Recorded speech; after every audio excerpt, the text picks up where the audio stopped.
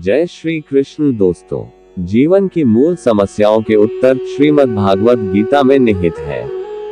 गीता अपने आप में ज्ञान का एक सागर ही है, जिसमें जितना गहरा और जिस दिशा में हम गोता लगाएंगे उतने ही गूढ़ रहस्यों की प्राप्ति होगी।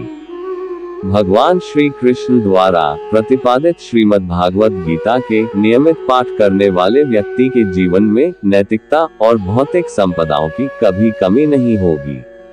उस पर सदा माता लक्ष्मी की कृपा बनी रहेगी। उसका हर कार्य सिद्ध होगा और वह सदैव अलौकिक शक्तियों के संरक्षण में रहेगा। हम आशा करते हैं कि गीता के इन 10 संस्कृत श्लोकों को अर्थ सहित पढ़ने के बाद अवश्य ही आपके जीवन में नई ऊर्जा का संचार होगा। आज भी गीता में बताई गई बातें व्यक्ति के जीवन में सकारात्मक परिवर्तन करके उसे सदाचरण करने व मानव धर्म के मार्ग पर चलने के लिए प्रेरित करती हैं। चलिए सुनते हैं गीता में बताई गई कुछ बातें संस्कृत श्लोक के साथ।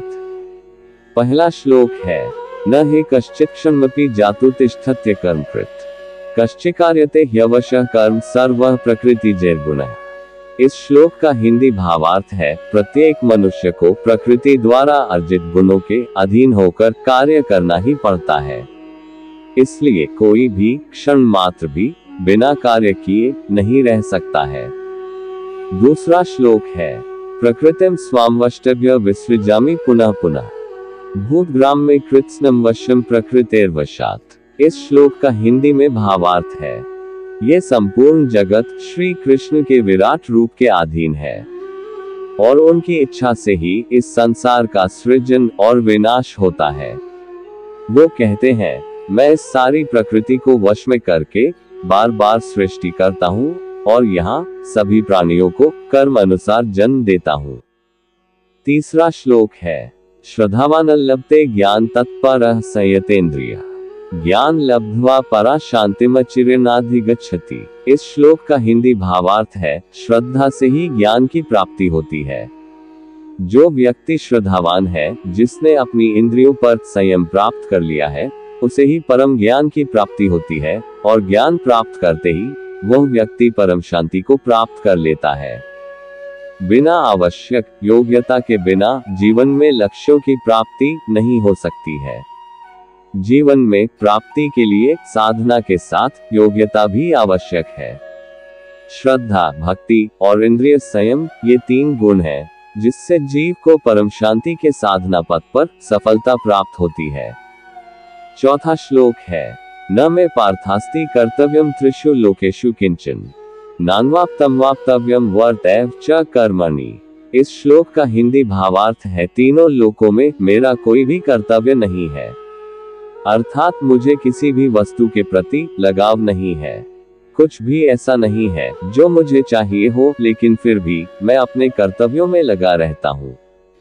यहाँ श्री कृष्ण जी लोगों को अकर्मण्य होकर बैठने से रोकते हैं और सदैव कर्म करने की प्रेरणा देते हैं। कुछ भी कर्म नहीं करना एक प्रकार से गलत कर्म करने जैसा ही है। अतः सभी मनुष्यों को सदैव सत्कर्म की ओर प्रेरित होकर कर्म करते रहना चाहिए। 5वां श्लोक है, हतो वा प्राप्यसि स्वर्गम जित्वा वा भोक्ष्यसि महिम तस्मात् उत्तिष्ठ कौन्तेय युद्धाय कृत निश्चय।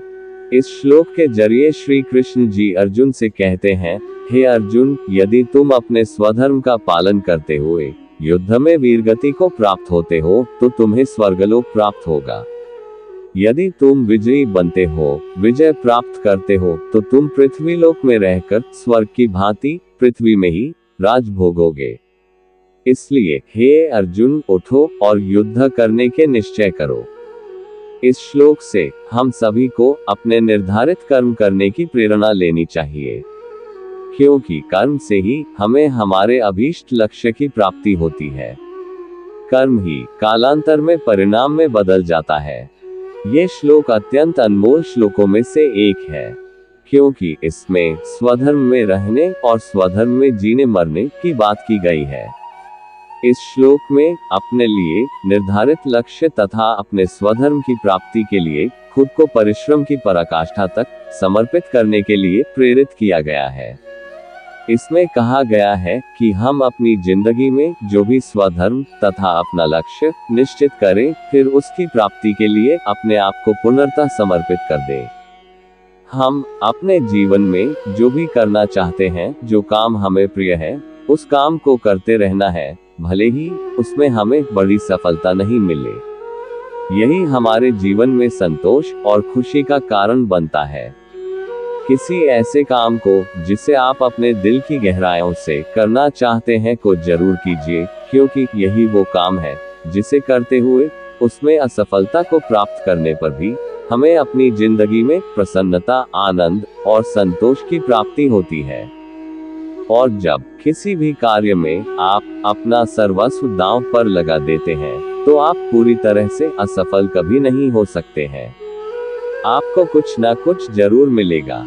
छठा श्लोक है, नैन छिंदन्ति शस्त्राणि नैन दहति पावकः न चैन क्लेदयन्त्यपो न शोषयति मारुतः।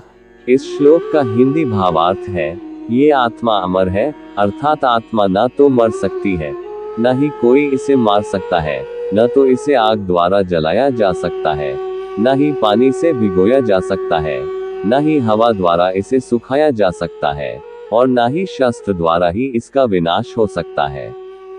सातवां श्लोक है, लोकेस्मिन् विविधा निष्ठा पुरा प्रोक्ता मयांग ज्ञान योगेन सांख्याना कर्म योगेन योगिनाम।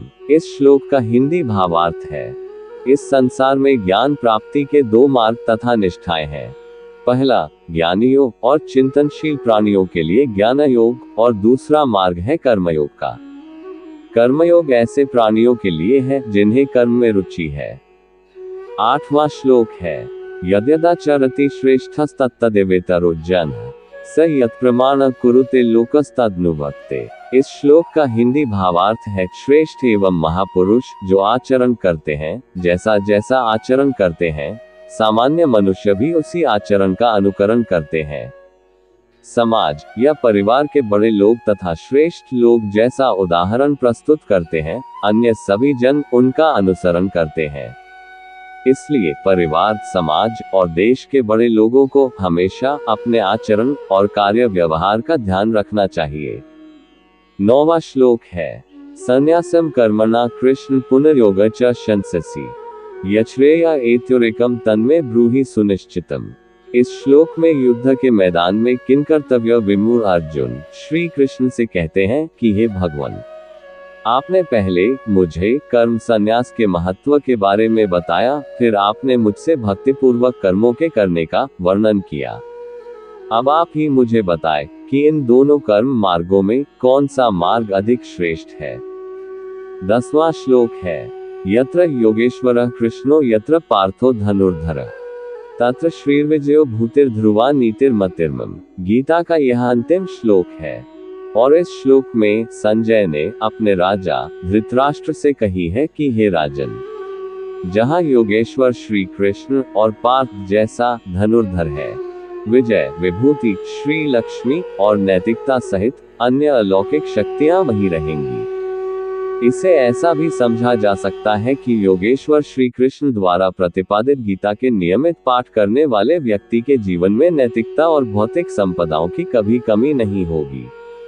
उस पर सदा माता लक्ष्मी की कृपा बनी रहेगी। उसका हर कार्य सिद्ध होगा और वह सदैव अलौकिक शक्तियों के संरक्षण में रहेगा। दोस्तों, आज का वीडियो यही समाप्त करते हैं। मिलते हैं अगला एपिसोड में। अगर आपको ये वीडियो जरा सा भी पसंद आया हो तो कमेंट बॉक्स में जय श्री कृष्ण लिख दीजिएगा। नमस्कार।